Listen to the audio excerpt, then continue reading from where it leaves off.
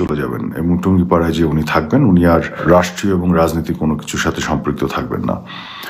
তো যাই হোক, এই সত্যটি এখন বের হয়ে আসলো ওনার এই বক্তব্যের মধ্য দিয়ে। এবং আরও কতগুলো বিষয় আপনাদের বলি। এর আগেও তারা যে অডিও ক্লিপগুলি ছেড়েছিল, সেখানে কিন্তু পূর্ণাঙ্গ যদি কনভারসেশন যেটি যে আপনারা শোনেন, খেয়াল করে দেখবেন ওরা একটি অংশ কেটে মানুষের সামনে উপস্থাপন করেছিল। এবং এই আদালত, যে ক্যাঙ্গারু আদালত, তাজুলের যে আদালত, সে আদালতও ঠিক একই ধরনের মিথ্যাচার করেছে যে মাননীয় প্রধানমন্ত্রী Sheikh Hasina lethal weapon use করতে অ্যাপ্রুভ করেছেন বা অনুমোদন দিয়েছিলেন।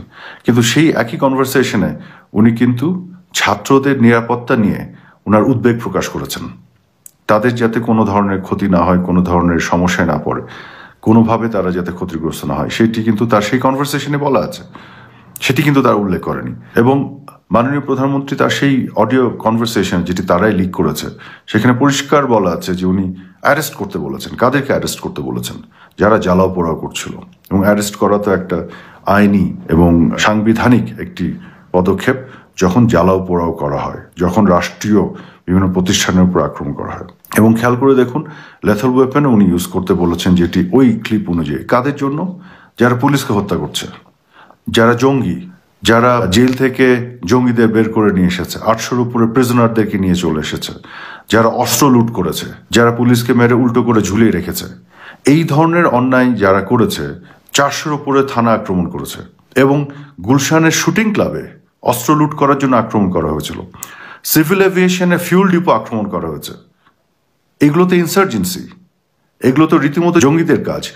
তো এই ধরনের কাজে যারা যুক্ত থাকবে, পৃথিবীর সকল দেশে সকল রাষ্ট্রপ্রধান বা সরকার প্রধান তাদেরকে মোকাবেলা করার জন্য ল এনফোর্সমেন্ট এজেন্সি বা আইন শৃঙ্খলা বাহিনীর সদস্যদেরকে লেথাল ওয়েপন অনুমোদন করতেই পারেন। এবং এটা অনুমোদন করার প্রয়োজনও নেই, এটা সংবিধান এবং আইন অনুযায়ী তারা আত্মরক্ষার্থে সেটা করতে পারে। যারা জঙ্গি দমনে পৃথিবীর এমন কোনো দেশ আছে যারা লেথাল ওয়েপন ইউজ করেনি?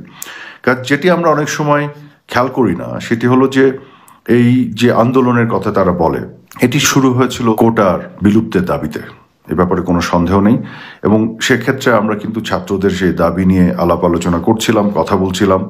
আমরা এটিও বলেছি যে বিচারিক প্রক্রিয়ার মধ্যে যেহেতু বিষয়টি আছে, তার মধ্য দিয়ে এটা সমাধান আমরা করব। কিন্তু এর মধ্যে যে তৃতীয় পক্ষ ঢুকে পড়েছে, এটি কিন্তু আমি বারেবার বলেছি, তখন অনেকের মাথায় ঢোকেনি।